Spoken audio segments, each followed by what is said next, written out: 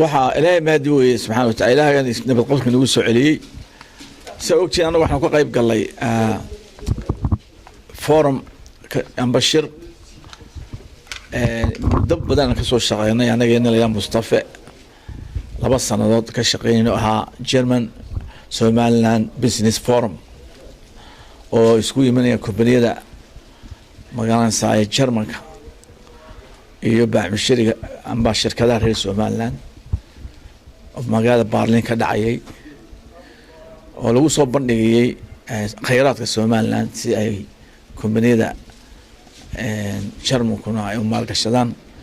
shirkaas 2 jeer uu dib u dhacay markii horeysay ilaa konton waxa imanayay kompaniyada imanayay dib u nooga dhacay haddana mar dambe dib u dhacay mar saddexaadkii iska qarba ahayd ilaa waxa ka soo qayb galay 18 kompaniya ka yimi inagana waxa ka yimi banaya ilaa 24 shirkadood baa yimi wasiirkii ganacsiga investmentka iyo wasiirkii arrimaha dibadda way joogeen dalka waa Somaliland waxyaalaha ilaahay ku mutaysay laga waramay waxaana la soo jeediyay in forumkiisa dambe dalkeena lagu qabtay insha Allah taala si ay u yimaadaan kompaniyada Germanku oo dhulkeena u arkaan aan soo tusno khayraadka yaa leh ta kale waxa weeye marka ayadana waxa aan dadku soo baraarujinay jaariyadeeni abaarta wasiirada way kala amba bixeen anagu waan ka soo noqday Germanka laakiin labada wasiir kale waxay tagayeen wadama dhowr wadan bay tagayeen iyagoo sida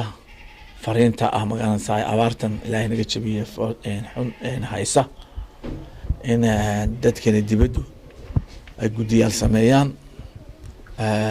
sidii wax u tar lahayn dadkeena ay ka soo shaqeynayaan wasiirka ganacsiga uu Suudan buu tagay wasiirkii arrimaha dibadda wuxuu tagay Denmark dhowr wadan bay marayaan insha Allah taala de hawshaas waxaan leenahay horena waan uga hadalay waxa weeye in nidaam loo sameeyaa gudiyaal la sameeyaa gudi hoosaad la sameeyaa gudi kale kormeerta in dadku wixii loo keenay ay gaaraan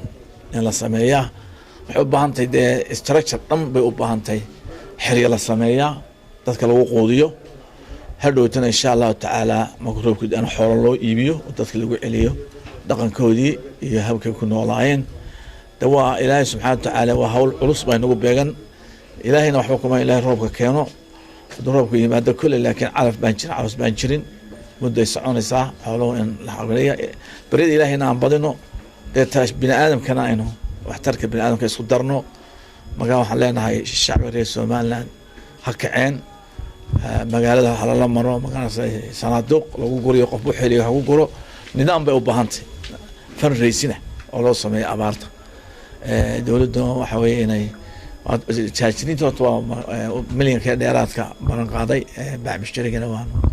iyo dawladda waan amaanina jazaakumullah waxana waxa weeye waa afi aqrab waxa weeye waxa leedahay ajar baa weeye in isku gurmana weeye meesh dibaatada in haysataan abaarta lagu saaxo weeye amalkeena baa xumaaday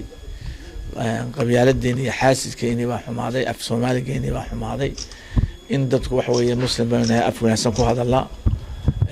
macsiyo badatay dad muslimaan haddaan la ka leexatay ilaahay inoo ballan qaaday inuu ciqaab iyo punishment jirto saamaxno wanaag ka shaqeyno fusaqa iska dayno waxyaalaha laynoo soo raacay ilaahay carada ilaahay nagu dhacaysa la iska daayaan leeyahay taasay nabadgelyo wasalaamu calaykum wa rahmatullahi wa barakaatuh